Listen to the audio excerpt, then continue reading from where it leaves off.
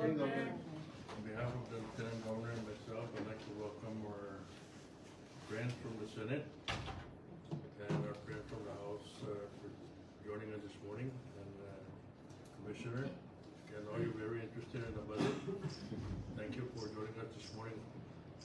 Also, and our friends from the media who are here to give the information out to the general public as to where we at as far as our FY 2026 budget concerned. So this morning I'll be signing the FY 2026 revised budget submission.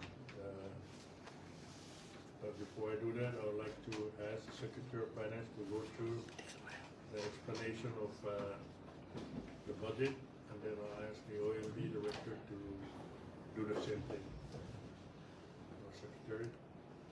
Thank you, Governor. Thank you, Lieutenant Governor, and thank you to our legislative partners here today. Thank you guys for joining us and to the media. On September 22nd, my office issued a letter to the Governor revising the FY26 revenue forecast down to 156.7 million, a 22.9 million reduction. Among other downward adjustments, we anticipated a 2.8 million shortfall at the end of FY25 due to reduction in flights and a decline in tourist arrivals.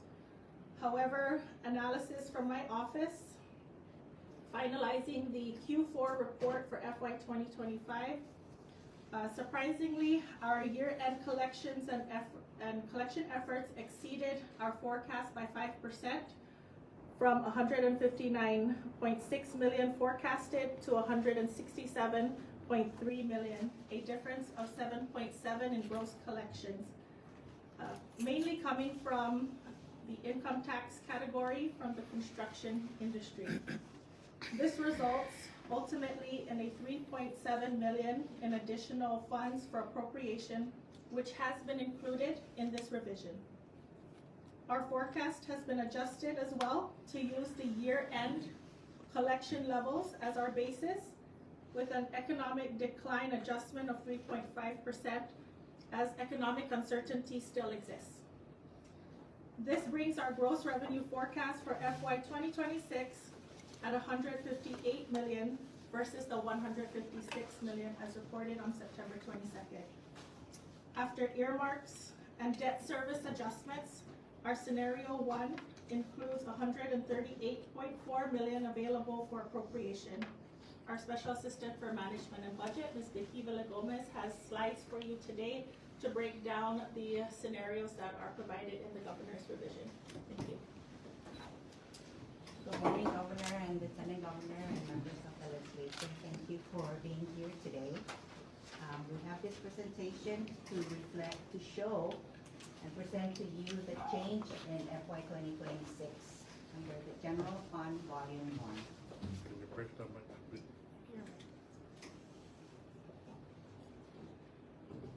As you have heard the Secretary of Finance, there is an adjusted gross revenue of 21.7 million. This scenario or this presentation will provide two different scenarios, one with the MPLT loan and the other one without the loan. Scenario 1, the MPLT loan secured net available of 138.4 million. Workforce hours were reduced to 70-hour bi-weekly schedule. Law enforcement had a 6-hour reduction for police, corrections, and fire. The public school system will be allocated 37.7 million. Paid holidays, we have reinstated all the holidays that we had mentioned in the directive to be unpaid. We've made staffing adjustments of a total of 358 positions eliminated. 325 of those positions were from vacancies and 33 were in the process of removal for reduction in force. Scenario 2, without the MPLT loan, net available is 114.9 million. Workforce hours are reduced to 58-hour bi-weekly schedule. 7 unpaid holidays will require statutory authority to effectuate. The NMI settlement fund has been allocated at 29 million for MAP payment. Key programs, Medicaid, GHLI, NMC, MBA, funded for 2 quarters, and we anticipate restoration in Q3 and Q4 contingent on loan approval. Staffing adjustments are at 358, 325 were removed from vacancies, and 33 in the process of RIF. Comparative summary between the two workforce hours between 1 and 2, 70 biweekly in scenario 1, 58 biweekly in scenario 2. Paid holiday in scenario 1, all have been reinstated. In scenario 2, 7 will be unpaid. Public school system will retain 37.7 million in scenario 1, but scaled to 35.1 in scenario 2. The NMI settlement fund, scenario 1, we assume that the loan is approved. In scenario 2, we have to include the 29 million. Key services for Medicaid, GHLI, NMC, and MBA were fully funded in scenario 1, but 2 quarters only in scenario 2. The net availability, again, as the SOF, the Secretary of Finance has mentioned, 138.4 million is available for distribution in scenario 1, and 114.9 million was available for scenario 2. Budget implications on scenario 1, it supports continuity and work stability. In scenario 2, it prioritizes critical obligations under austerity. Both scenarios reflect proactive fiscal management amid reduced resources. Next steps, we will continue to monitor the MPLC loan status.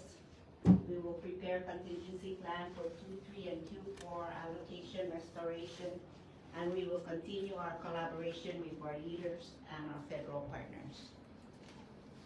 There's a light at the end of this fiscal year. Thank you.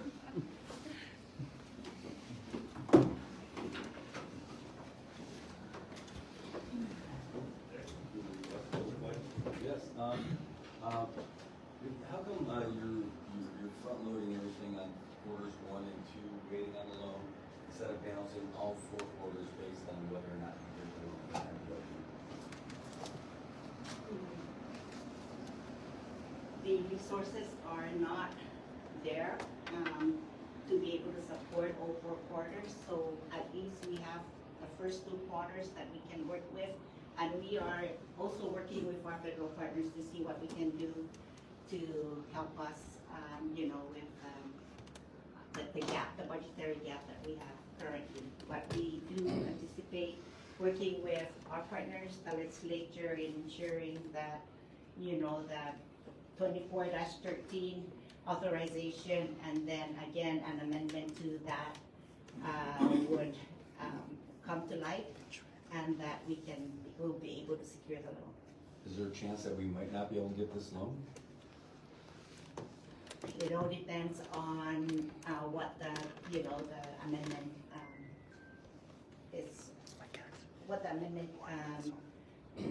comes out to.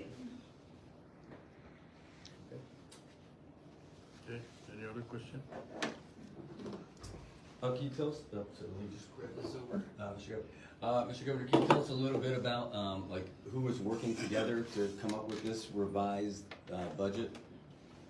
We are all working together. We've been working on this budget for the last few weeks.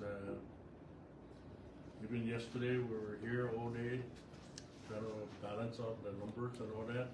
Mm-hmm. And I want to thank the Secretary of Finance and the Budget Officer, Director, and the staff, and some other members from the Budget Office and the Secretary's Office that are really working hard to put this budget together. Governor, this was originally planned for Monday last week. What was the main hold off, the delay? The announcement of the budget was originally planned Monday last week. So what was what delayed it mainly? Well, we have to take a look at the numbers and try to figure out the scenario 1 and 2 before we even met with MPOT trustees down here. So we met last week with MPOT and all the members of the legislature who were here with us, and we came up with some language agreement or something like that, so that we can include in the budget. So hopefully we can all work together on that and get this budget going for our betterment of our people, the retirees and the public school system, and everybody else that needs all the help that we can get. So we know that we are very limited on the budget. We started out with 156. So luckily Santa Claus came around before the end of the fiscal year and gave us a little bit more help so we can help the public school system with additional funding, and the other agencies like the college, the MBA, that are in critical situations that need additional funding. So, in light of that, Governor, are you considering the request and an exemption from reduced hours from MBA? exception for, For the reduced hour exemption from the austerity measures? well, actually, we have to play it year by year, you know, because everybody wants an exception. Nobody wants to work on that regular hours that we put up. So we all have to, based on the situation that we have, you know, I know even DPS asking for, we have to play that on emergency issues. Everything is critical now, so like after this, I'll be putting out an amendment again to the storage measure. It's gonna be a little bit more stringent, but you know, we removed some of the original storage measure language that was in there. So now, before we were not gonna pay holidays, but now we changed our mind and put it back in the budget to go ahead and pay the holiday, but we're still looking at 70 hours, right? 70 work day hours. Have any of the agencies been consolidated? You were talking about that. Not yet, but we are looking at that. Any way that we can do to save funding, we're probably looking at small agencies where we can consolidate. Like we got Cannabis Commission, we can probably put it up at the ABC, at Commerce. You know, that will save maybe a number of people. And there are other agencies that will probably put back into the DCCA or the department. So that's still in the air. But we are gonna be working with that. So, Mr. Governor, it seems like this is, it doesn't seem like it's as drastic as what we were hearing a couple weeks ago when we got together. Does that mean, has the appetite for reducing our expenses and keeping the eye on all of the expenses, not just the reducing the agencies, but cost-cutting measures for all the different agencies, is that still something that you're asking all your folks to do? Well, the appetite's still there. We are looking at reducing whatever expenses that we need to, unnecessary expenses. You know, gas consumption, travel, everything that is not necessary, so we have to cut down. And I'll be having my cabinet meeting again this Thursday and Friday, so again, I'm gonna make sure that those directives will be out. We wanna conserve as much as possible. Gov, what's the bringing back the holiday pay caused by the sentiment of the legal counsel, the Senate, and also the Civil Service Commission? Well, actually, we sentimental issue with employees. Mm-hmm. You know, we wanna give the employees those holidays and, we pay, court, but we're still operating on the 70 hours, work week. The SNIL last week tackled the legislative initiative on the question of the 25% for PSS. With regards to the new budget, are you considering that too, that it's gonna be a legal question if passes the House and the Senate? That's up to the House. So, the House and the Senate to decide, and I think, it's up to the Supreme Court. There's a Supreme Court ruling on that already, so we need to take a look at that and make sure that, we work together with the legislature. Is there like a branch by branch breakdown on this new budget, like from 179 to 156? Have you given them like, this is gonna be the budget for DPS, this is gonna be for DPW? So, everybody's the same. We're all gonna share the same thing. As long as we don't disrupt, public service. Gov, can you give us an idea maybe of some of the things that your office has done to start reducing some of the expenditures? Well, like I said, I just put out a directive the other day, last week or 2 weeks ago. And those directives are pretty stringent. And again, we need to continue to work with, the Civil Service Commission to answer some of the questions that they had. So we'll come back right after the Attorney General finish reviewing all those, issues.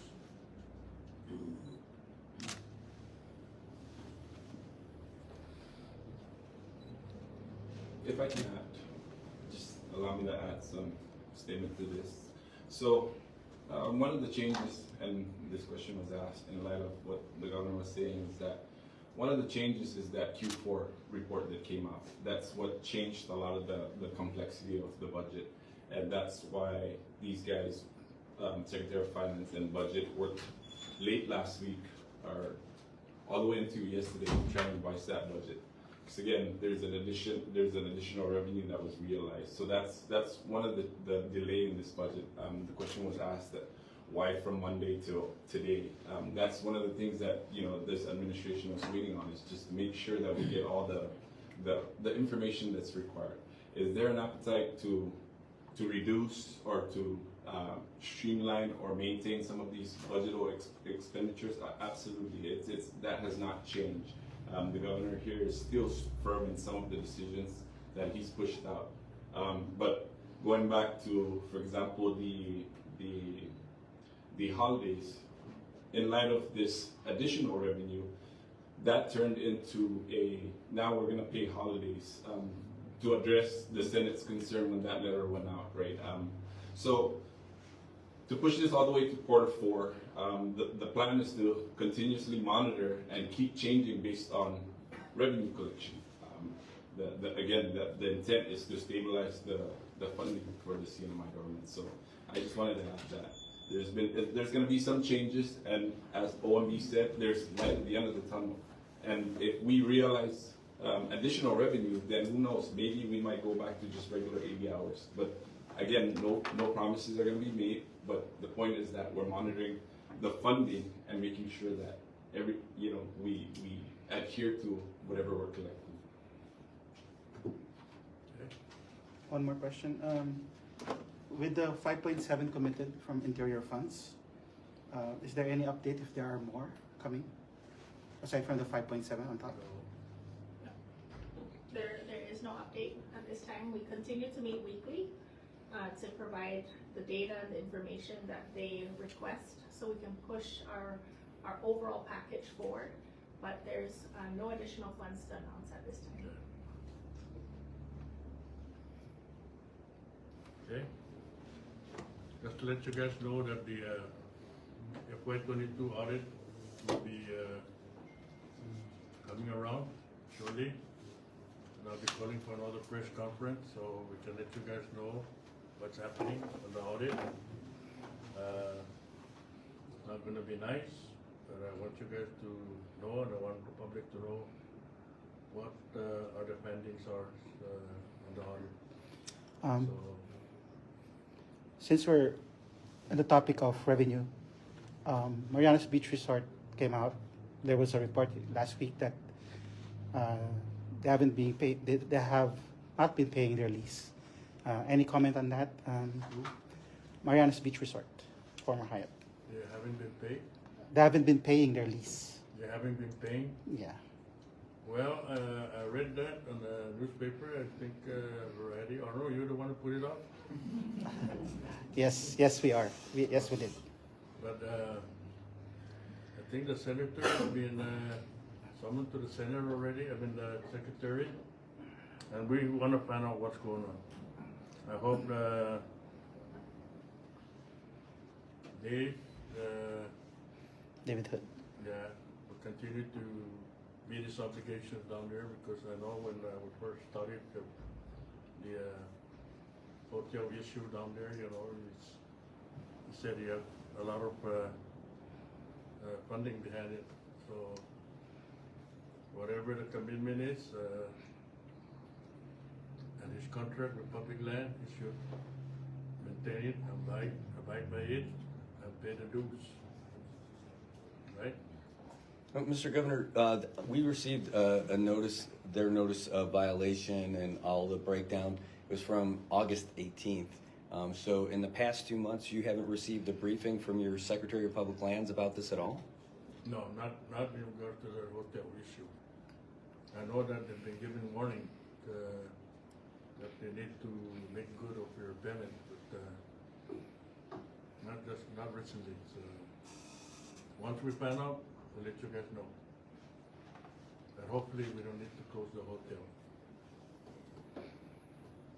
Okay? All right. Anything else? All right, so without further ado, let me, put my signature on this budget, beautiful budget. Big beautiful budget. Almost forgot. Almost forgot. We'll send a copy to President Trump. Look, that's big. Is it beautiful though? It's beautiful. Beautiful color.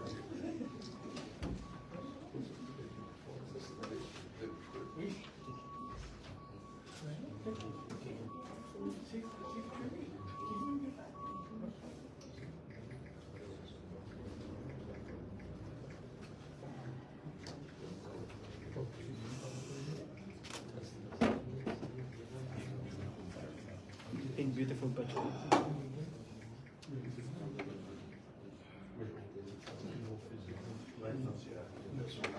Nickname of my budget. Big beautiful budget. All right, guys, there you go.